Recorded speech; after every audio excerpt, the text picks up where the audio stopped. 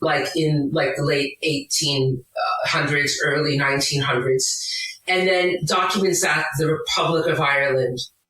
What I found unnerving is it's almost like the Irish government had copied the British documents. They were so similar in terms of how emigration was justified.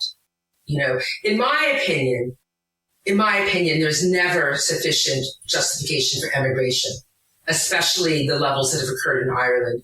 And there's a huge amount of trauma around that. I mean, there's so much collective trauma in Ireland. I'll talk about this as well, connected to the famine. It wasn't that long ago, the Great Famine, really, if you think about it. But 800 years of colonialism, then all of the trauma connected to the Irish language. But then there's this whole other collective trauma, and all of this intersects because, you know, would massive waves of emigration happen without famine, without colonialism? They're all intimately connected. But that is such a part of the culture.